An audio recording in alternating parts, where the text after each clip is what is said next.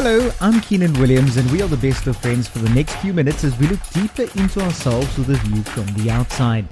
This is the KW Media Social Impact Podcast, the social distancing series. Now, the current situation we are finding ourselves in as a nation and globally can have a negative impact on our mental health, especially that of social isolation and being physically distanced from our family as well as our friends. Now, this is according to many mental health practitioners working in the industry, and according to one particular article I read on Lancet.com, school routines for learners are important coping mechanisms for young people with mental health issues. Now, according to this article, when schools are closed, these young people lose an anchor in their lives and their symptoms could relapse. Now, to help us understand the state of our mental health during social isolation as well as distancing during our lockdown, I have clinical psychologist Dr. Giada Del Fabro joining me now. Thanks so much, Doctor, for joining me on the line today. Let's start at the beginning. What impact does social isolation have on the mental health of people? Hi, Keenan. Thanks for reaching out. I'm happy to help. So, in terms of your first question, I think there's no doubt that we are social animals as human beings. So, and isolating ourselves, can leave us feeling quite depressed because our fundamental need to connect isn't being met. I think what it also does is that it sort of positions our fellow human beings and members of society as potential threats. So I think it, in as much as I think there's a lot of campaigns that are going around that are sort of advocating and pushing for sort of unity in this and fighting it together, I think it's in contrast to what our subjective feeling is sometimes, that we have to be careful of our fellow human beings, our neighbors, because they might be infected, they might infect us. So I think it can feel quite confusing at times, and it's mixed messages. And I think, it can potentially break down fundamental sort of trust between us as members of society, where you have to be wary or guarded, as opposed to maybe your natural way, which would be to be more open or welcoming of those around you. I think if you're on your own, especially in terms of social isolation, I think the feelings of loneliness and depression are intensified. I think possibly people there's this perception that if you're an introvert, you handle it better. I don't know so much, because I think even if your natural style is to like your time alone and appreciate your own space and not have so much of a need for other people, there's something around not having the freedom of choice in moving that can feel quite restrictive and frustrating and depressing. I think if you're isolated together with family, I think it does intensify the relationship dynamics that preceded the lockdown.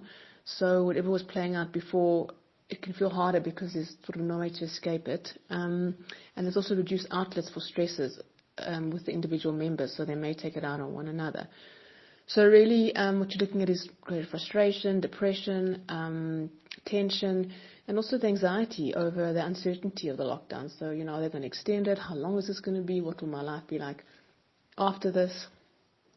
So those are some of the clusters of impacts that you're going to see.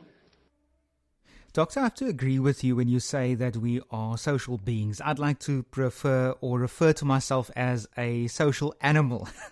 I know that for me personally, I long for social interaction with people. I miss my friends, I miss my family, and I miss having interaction with people generally.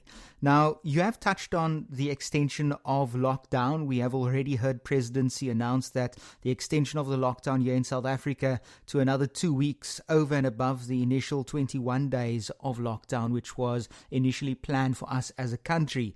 Now, if this is extended even more, how will that influence our mental health?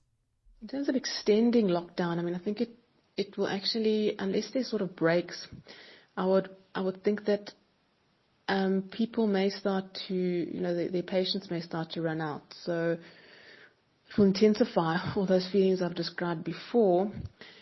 But if there's, in terms of the economic impact that may have and on people's livelihoods, I think that's going to cause extra stress. So you're going to have anxiety, uncertainty in terms of the social economic disparities in our country. People might feel more deprived, have less means to provide for themselves, and you may find it leading to an increase in crime. I mean, you've already seen the looting of that store in Lange. But there is the possibility that unless there's sort of stricter controls, that may end up happening in other sectors. People stealing food and looting food stores, which brings into focus the fact that then we might be advocating for greater controls to manage this, but then that it comes at more expense to people's freedom, and it sort of evokes fears and historical fears in our country around the police and military having too much power. So, you've got to deal with all of that, which can lead people to feel even more anxious along those lines. And I think also if there's an absence or delay in statistics which show that the lockdown is having positive effects, I think people might find it harder to comply if they don't feel that their sacrifices are justified or making some difference in terms of their personal freedoms being limited to fight the disease. So you may find there's more frustration and non-compliance, and definitely a higher incidence in mental illness or sort of psychological problems as people, stamina runs out or endurance, and maybe people who didn't have problems before may suddenly find themselves struggling. Doctor, very quickly, what is the best way to stay sane during this time? How should we stay sane during this time? Reach out to whoever you have in your life, virtually, remotely. Connect with others. It's so important. Exercise as much as you can in the confines of your home. Try and do something to get your body moving. It's really great in terms of your emotional health as well. Eat healthily. Sleep enough. Don't abuse alcohol or drugs. It'll just make it worse, and it's not good for your immune system either. And reach out for help if you really feel you're not coping. So there's a lot of psychologists that are working remotely, and helplines available, like South African Anxiety and Depression Support Group, and the Lifeline, places like that.